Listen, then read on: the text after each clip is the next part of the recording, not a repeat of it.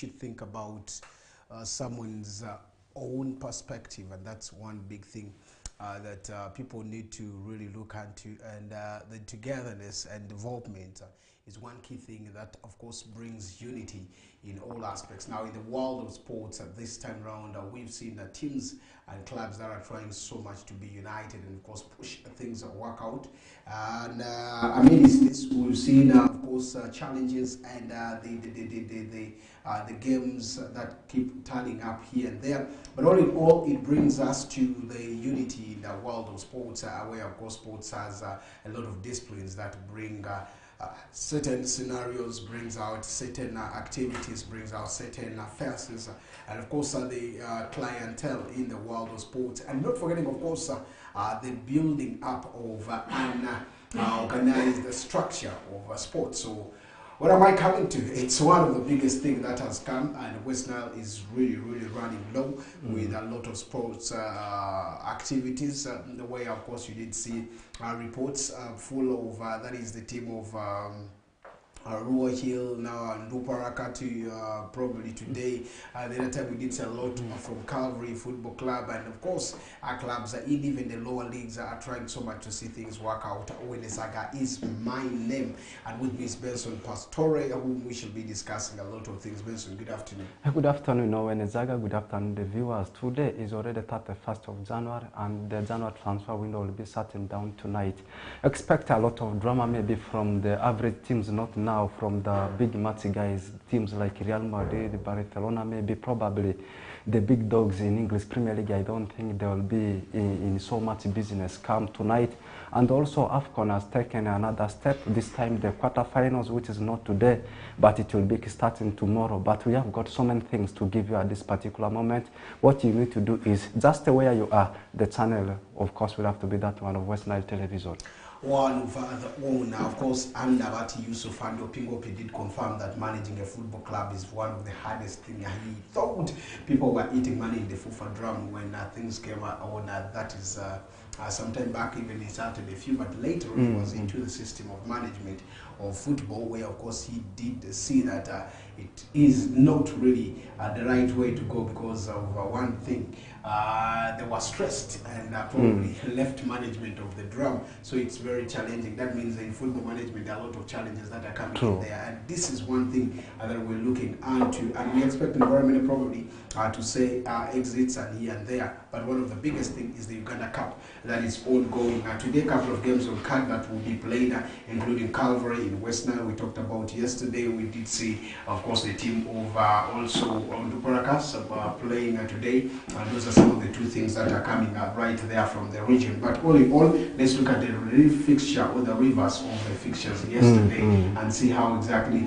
teams of course did their part, and what exactly are we expecting from such teams right there. That's one of the biggest things that you would want to really to talk about. But all in all, you asked the question yesterday whether we shall be having West Nile clubs are still in, that is the Uganda Cup. And that's one thing. You did see, I did tell you, teams like Nebi Central can't pick that point against Chitara, and of course something that happened in that manner. We did see them, the game ending 2-1. Now let's start from there. Big turn up, but of course the win didn't come out. Yeah, exactly. Starting from where you have left it, the turn up was very massive on the side of the fans, but putting the result on the table was something which did not yield anything for the team of Nebi Central. I've loved the way how West Nile teams are performing in the ongoing edition of Stanbic Uganda Cup. They are not accumulated, they are not plus, they are not beaten with a huge goal margin. They are only losing these games narrow 1-0, 2-1, 1-0,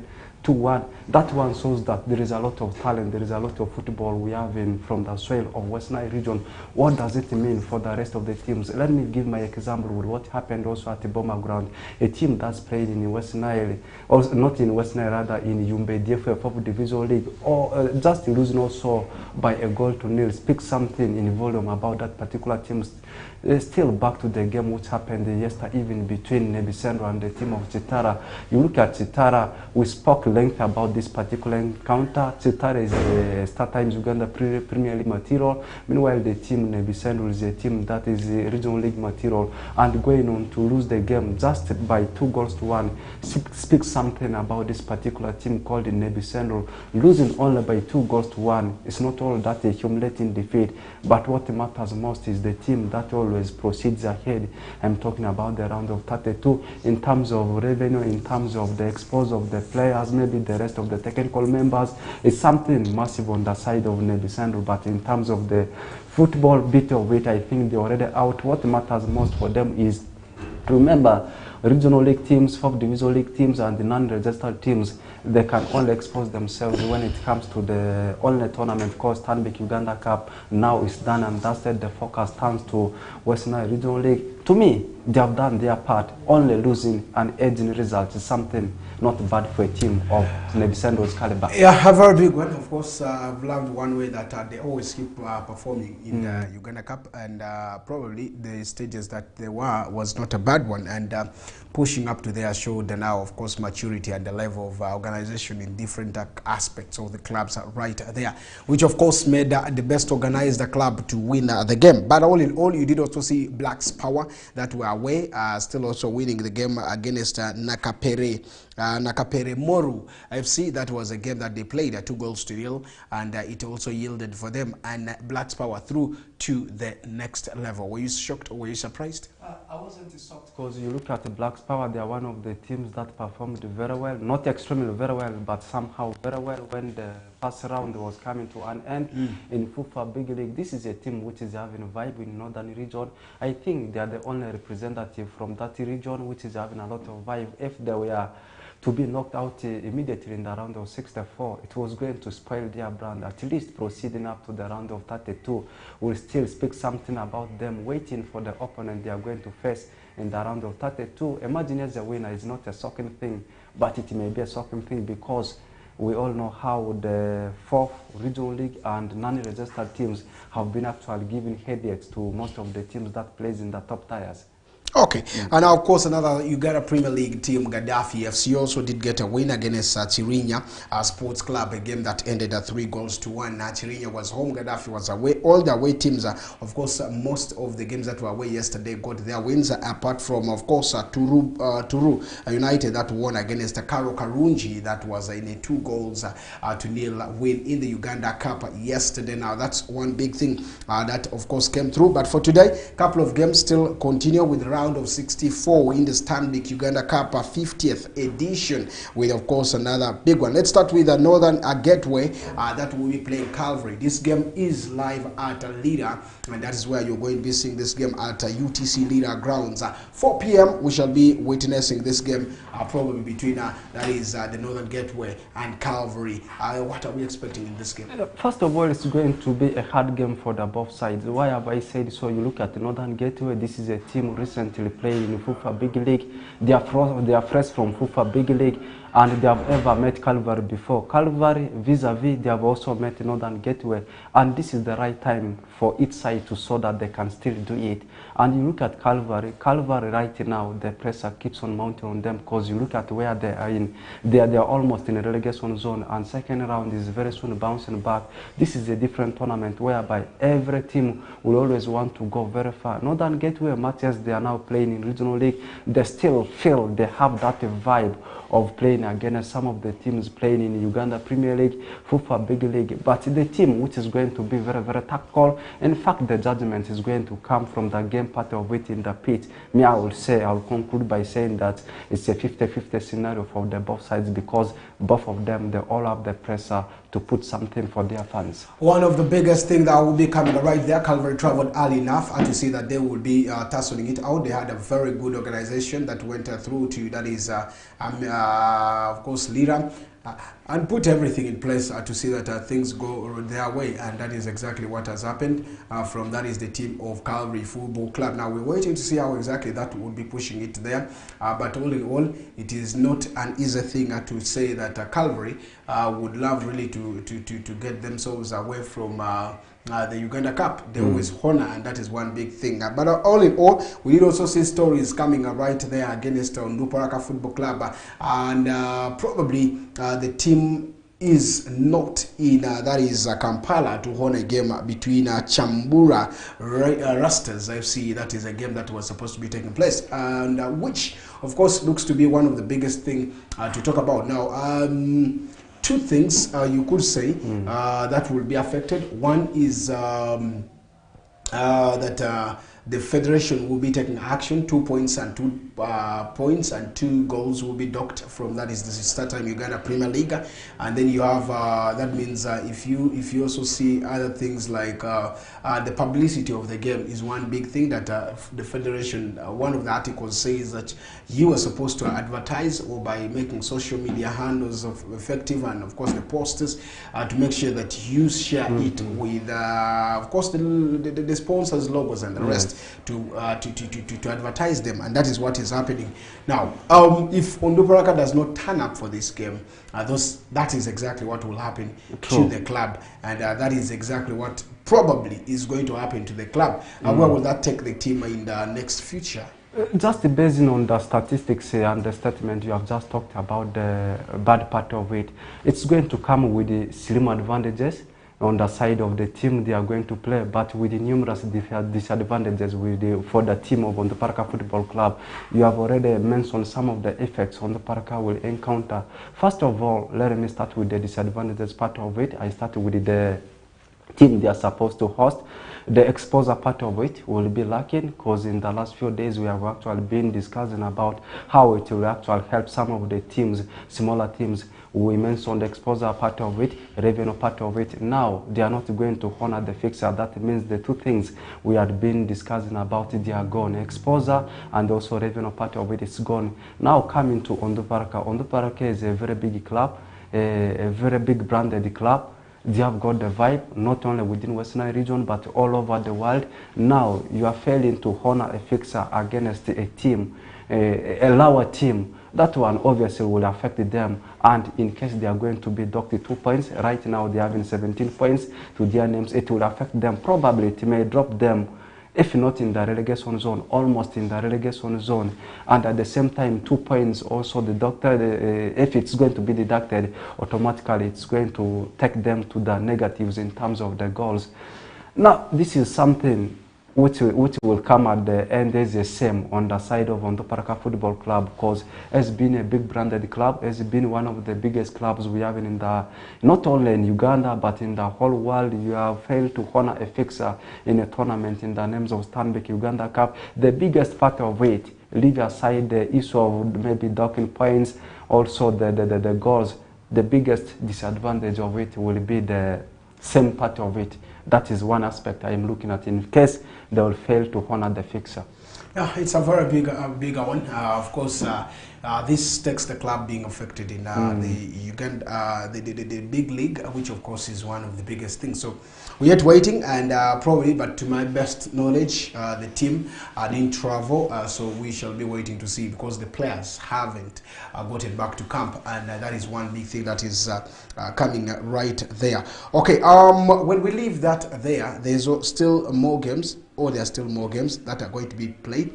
One of them is the St. George FC against Police Football Club, and there's Mboga FC against Mbale Heroes right there. Police is looking forward to see that they really need to participate in this game. Yeah, you look at Police. Police is a team that has always been pushing very far when it comes to this particular tournament.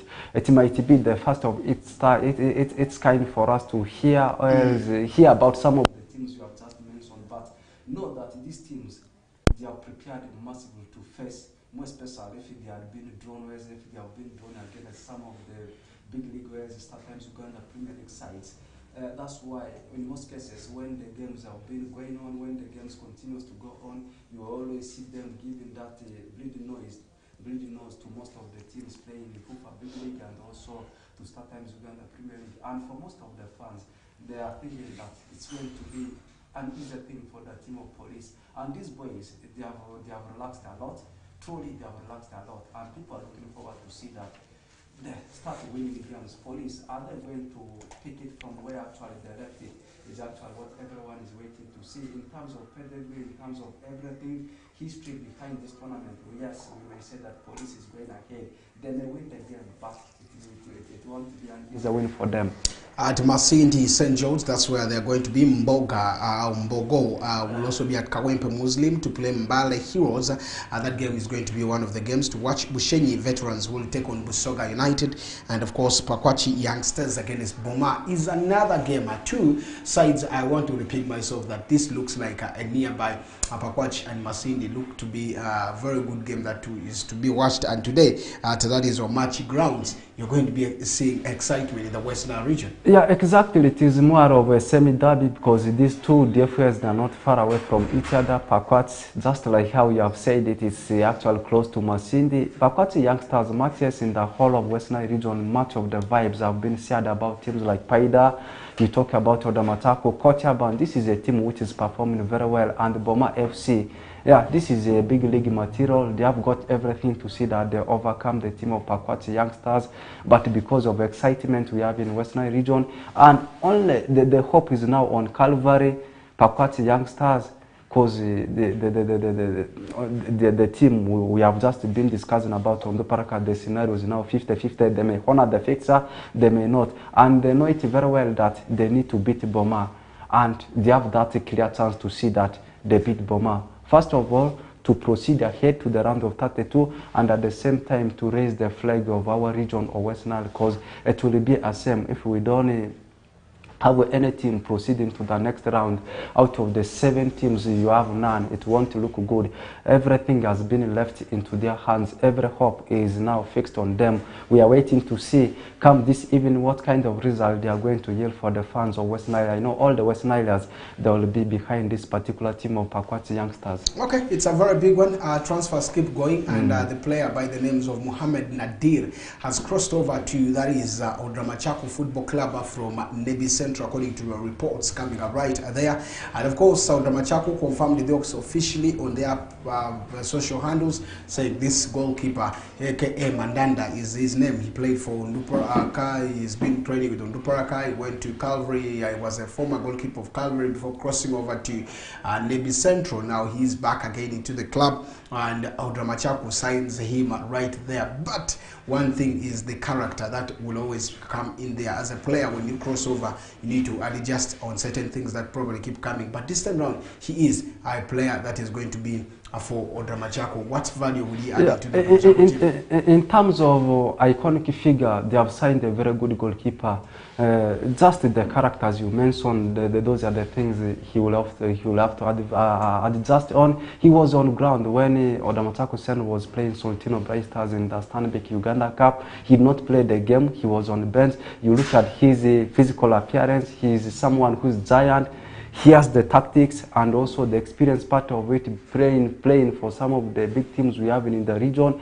Also for Nduparaka, Calvary, Nebi Central, twice they have gone for the playoffs. That one shows that this time on Nduparaka, not on Nduparaka, rather Odramachako, they are looking forward to see that they proceed up to the playoffs, not now honoring the fixtures. Now having 25 points, finishing the first phase of the season unbeaten, now going for players that they have in experience, that they have in the zeal, potential. That one shows to the rest of the teams we have in the Western Regional League that they have to open their eyes when it comes to playing games against Nduparaka, more especially, not Nduparaka or Odramachako, more especially in the second round. Why is so much of Nduparaka anyway? But anyway, one of the biggest things, not only that, Odramachako keeps signing more players. I've seen one from Kuluva, also they are brought into the squad. That means they have a target of what exactly they need to achieve in this season. Do you see them getting through to the top tier? I'm talking about winning maybe even the playoffs this time around, or reaching the playoffs of this time? Right now, you look at where they are. First of all, finishing the entire first round unbeaten is something which is going to motivate the boys a lot with the fans and also the technical members. Secondly, they are the team currently on top, and they also know that their biggest rivalry is the team of Coach Urban. Matches Arake is pushing, Total is also pushing. For Total, a new promoted side, they are just looking forward to see that they also grab fans from the other sides of Western Nile region. The biggest rival is on the court. For them to proceed up to the playoffs, they need to avoid defeat into the hands of Coach Urban in the reverse fixture, and also avoid picking defeats for fun. We may say that they are going to finish the entire season unbeaten. It may not happen the way people are thinking. The only thing they need to do is to see that they avoid defeat into the hands of Coach, and also praise that they continue to win games for fun, and at the same time also hopes that the other big sides in Nile zone, they keep on also slimming the points the team of Coach is having. That is the option if they will want to go up to the playoffs. But going up to FUFA Big League, it will still be up to the Picos. On the other side, teams also coming, Pakwati Youngsters, Paida Black Angels, Paida United. It won't be the end of the journey at the end, and also they need to finish it. They need to finish the business with the champion also from Northern region. So it's still a milestone for the team of Odamachako, but right now they can still be in position to do that. Okay, it's one of the biggest things that everyone is looking into, but of course the team is pushing so much to see that they really need to get off that zone that they need to push in there. Okay, when we leave that there, we are also seeing that reports have it that now Rural Hill Sports Club may host their games at Bombo Military Barracks, the second round right there. After the structure came out yesterday, very many were asking a lot of questions, but now there's possibility, or there's that say that they may host their games at Bombo Military Barracks grounds. How will that be? Okay, hosting these games, in fact, all the games in the second round are away from Western Nile region. What does it mean for the team of Arua Hill Sports Club? What does it mean for the fans of Arua Hill Sports Club? Ever since the kickstart of new season, Arua Hill Sports Club, everyone is aware that they have actually been suffering. To me, I think Arua Hill Sports Club, they are just looking for possible ways to avoid nullification from the second round of Uganda Premier League. They are just looking for a way to finish the remaining rounds in the Start Times Uganda Premier League, because first of all, up to Military Bombo, how many fans of Arua Hill Sports Club are existing that side? I may say only 5%. I don't think this time they are having much emphasis on the fans, because I don't think, maybe only 1% out of 100 may be in position to go up to Military, those ones who are having enough cash in their pocket. I don't think they are looking on the side of the fans. They are just looking for a way to avoid being thrown out of the competition, and at the same time just praying that the whole season comes to an end. But it's a good one to see that they find their ground to host these games. Okay, it's going to be one of the biggest things we shall be waiting to follow so keenly and closely ahead of what exactly is happening right there. Transfer closes today, and we're expecting a lot of talks that will be coming right there. So now the talks are full of who is where and who is bringing who, and that is one big thing that I can confirm to you right now. With one of the biggest top stories coming in there indicates that Abdul Lumala has said, Vipers have also confirmed the exit of Abdul Lumala. Is that something to worry about? It's something to worry about to some extent, to a greater extent, I may say, on the side of Vipers, because you look at this particular player, he has been doing a lot of works for the team of Vipers. Vipers sending away Abdul Lumala. This is a very good player who has been doing a lot of magical works for the team of Vipers. Much as people always continue to hype one particular player called Milton Karisa, but Abdul Lumala, he's a very good player. Maybe they're also looking for a way to get his replacement, but him leaving without a replacement, I know will affect Vipers, because you look at the second round is always full of stiff competition, whereby people always look for a way, clubs always look for a way of how they can be able to win the title. But that particular player, to me, they have lost an iconic figure. In case they are not going to find his replacement immediately, it will affect Vipers in the near future. 1.5 years he has just gotten into the team, and of course he's one of the fast running starting wingers in that very team, Abdul Lumala, but of course they have confirmed his departure after probably 1 or 2 issues they could have gotten. Abdul Lumala, I remember when he came, he was playing out of that is the country, and before he came to that is Uganda, and then joined the Viper Sports Club. But now, where next for him is the question someone will be asking, because that is where you need to look into a player like Abdul Lumala. Potentially he's okay, but though he has not been a starter for that is Vipers every time. That's why the Milton Karisa is always fit and ready to start for the team. And when you said he's being hyped, yes, true, he's doing a lot in there. So I think Abdul Lumala is someone from Burundi. He's from here. Abdul Lumala is from Uganda. This is an advantage to the rest of the big teams we have in StarTimes Uganda Premier League. It might be the time for KCA to open up, and also for teams like Sports Club Villa to open up. Some of the teams, newly promoted sides like NEC FC, you talk about Itara, they have been so prolific in acquiring some of these big match guys, the likes of Rothema Bank, Cromwell. If they are serious, this might be the time for them to acquire the services of such experienced player. But it's certain tonight, we are waiting to see. You look at how exactly clubs or a player is valued, because now if you only have 5 times play in a whole season, 2023, 2024, 2022, 2023, and then you're here again, you just, I think the last time you played was the 2-1 victory against Chitara. That was one thing that they played. Vipers, it was in December when they beat that is the team. So what are you going to be expecting? So I think good decision by the coach or the board about his exit, because he was a surplus to requirement.